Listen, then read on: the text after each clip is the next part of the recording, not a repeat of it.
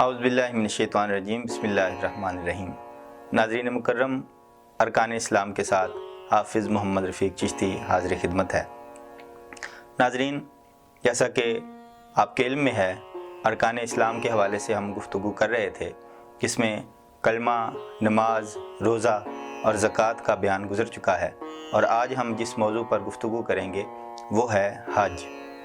خالق کائنات نے قرآن پاک میں ارشاد فرمایا، وَلِلَّهِ عَلَى النَّاسِ حِجُّ الْبَيْتِ، اور لوگوں پر یہ ہے کہ وہ اللہ تعالیٰ کے لیے بیت اللہ شریف کا حج کریں۔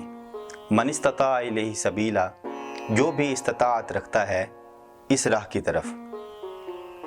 تو خالق کائنات نے چونکہ قرآن پاک میں ارشاد فرما دیا، اور اس سے پہلے جو ارکان اسلام گزر چکے ہیں ان کے لیے بھی نص قطعی یعنی قرآن پاک میں اس کا حکم موجود ہے اور واضح حکم موجود ہے، تو اس لیے یہ بنیادی ستون قرار دیے جاتے ہیں۔ حج، اس کے لغوی معنی قصد یا ارادہ کرنے کے ہیں، اور اصطلاح شریعت میں اس سے مراد مخصوص مقامات کی مخصوص ایام میں عبادت کے لیے بیت اللہ شریف کا قصد کرنا یا بیت اللہ شریف کی زیارت کے لیے جانا، یہ حج کہلاتا ہے۔ اور پھر حج کن صورتوں میں شرط ہوتا ہے اور پھر حج کن صورتوں میں واجب ہوتا ہے، وہ کون سی صورتیں ہیں کہ جن صورتوں میں حج ایک بندے پر فرض ہو جاتا ہے، وہ شرائط میں آپ کے سامنے بیان کرتا ہوں۔ سب سے پہلے یہ کہ وہ مسلمان ہو، اس کے بعد وہ عاقل ہو، تیسری شرط وہ بالغ ہو، چوتھی شرط یہ ہے کہ وہ قادر ہو۔ قادر سے مراد یہ ہے کہ وہ اپنے گھر کے اخراجات کو بطریق احسن اس کو چلا رہا ہو، گھر کے اخراجات کا بطریق احسن وہ انتظام کر رہا ہو، اور پھر اس کے بعد جب وہ سفر کے لیے جاتا ہے تو اس کے پاس سفری اخراجات کے لیے بھی ساز و سامان موجود ہو، رخت سفر اس کے پاس وافر مقدار میں ہونا چاہیے تاکہ اس کو مسائل نہ بنے۔ پھر اس کے بعد پانچویں شرط بنتی ہے کہ راستہ پرامن ہو۔ راستے کے پرامن ہونے میں یہ تھا کہ پہلے لوگ پیدل سفر کیا کرتے تھے یا بحری جہازوں پر سفر کیا کرتے تھے۔ آج کل کے دور میں ایئر سفر ہونے کے باوجود، ہوائی سفر ہونے کے باوجود کچھ مسائل ایسے بن جاتے ہیں کہ جن کو مد نظر رکھنا ضروری ہوتا ہے۔ پھر اس کے بعد ہے تندرست ہونا۔ یہ وہ شرائط ہیں جن کے پائے جانے پر ایک انسان پر حج جو ہے وہ فرض ہو جاتا ہے، اور اس کے بعد حج کی ادائیگی کے لیے جانا ضروری ہوتا ہے۔ پھر حج کے ارکان یعنی حج کے فرائض، وہاں پر جا کر جو حج ہم کرتے ہیں تو اس کے بنیادی، جس طرح نماز کے بنیادی ایک ارکان تھے اور زکوٰۃ کے بنیادی چیزیں تھیں، اس کے فرائض تھے، اس طرح حج کے جو ارکان ہیں وہ 3 ارکان ہیں۔ سب سے پہلا رکن احرام۔ احرام آپ باندھیں گے میقات سے، اور میقات اس جگہ کو کہتے ہیں جو سرکار علیہ الصلوۃ والسلام نے بیت اللہ شریف کی زیارت کے لیے آنے والوں کے لیے مقرر فرما دی ہیں۔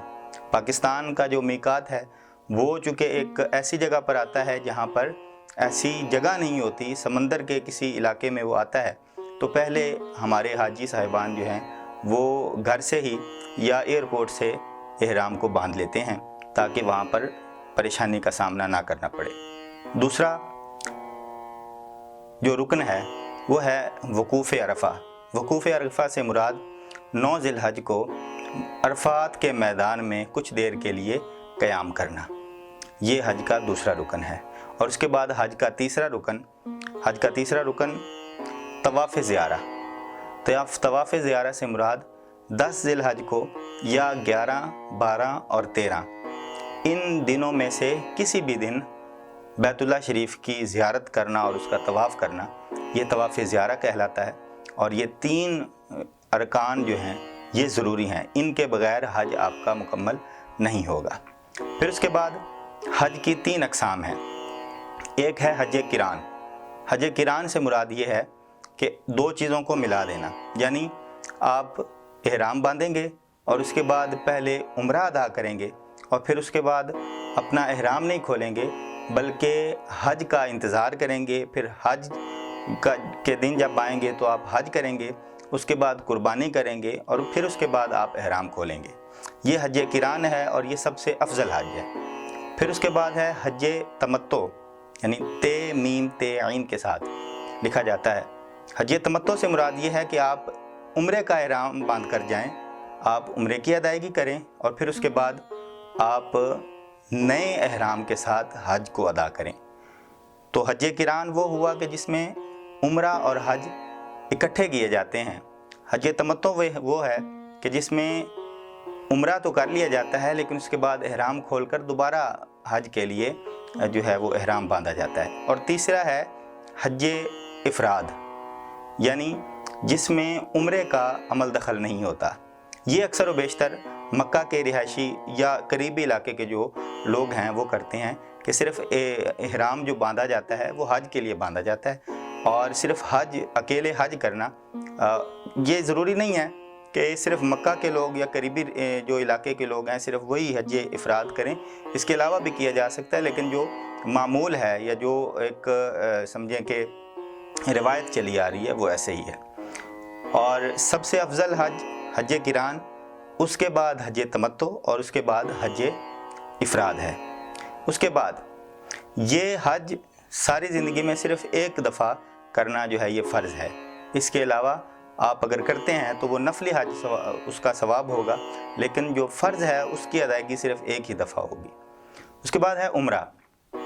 عمرہ جو ہے یہ آپ سارا سال کر سکتے ہیں، اور عمرہ میں میقات پر احرام باندھا جاتا ہے، اس کے بعد طواف کیا جاتا ہے، پھر اس کے بعد سعی کی جاتی ہے اور پھر اس کے بعد حلق کروا لیا جاتا ہے۔ تو عمرہ سارا سال میں کرنا جائز ہے، سارا سال کیا جا سکتا ہے، لیکن سوائے ان دنوں کے کہ یوم عرفہ نہ ہو، یعنی یوم عرفہ سے مراد جس دن وقوف عرفہ کیا جاتا ہے، چونکہ وہ حج کا دن ہوتا ہے تو اس لیے یوم عرفہ میں جو عمرہ ہے یہ مکروہ ہے۔ اسی طرح یوم نحر یعنی 10 ذی الحج عید کے دن عمرہ جو ہے یہ ایک مکروہ عمل ہے۔ اسی طرح 11، 12 اور 13 یہ 3 دن ایسے ہیں کہ جن میں عمرے کو شریعت مطہرہ میں مکروہ قرار دیا ہے، اور اس کے علاوہ آپ سارے سال میں عمرہ کر سکتے ہیں۔ تو دعا ہے اللہ تبارک و تعالی ہمیں حج کرنے کی، عمرہ کرنے کی، اپنے گھر کی زیارت کرنے کی اور اپنے محبوب علیہ الصلوۃ والسلام کے دیار منور کی زیارت کرنے کی توفیق عطا فرمائے۔ میں التماس کروں گا آپ تمام حضرات سے جو اس پروگرام کو دیکھ رہے ہیں کہ ہمارے پہلے پروگرامز جو گزر چکے ہیں ان کو بھی دیکھیے، ان کو سمجھیے، اور کوئی سوال آپ کے ذہن میں آتا ہے تو وہ کمنٹس میں لکھیے، ہمارے چینل کو فالو کیجیے، ہماری ویڈیوز کو دیکھیے۔ اللہ تعالیٰ آپ کا اور ہمارا حامی و ناصر ہو۔ والسلام۔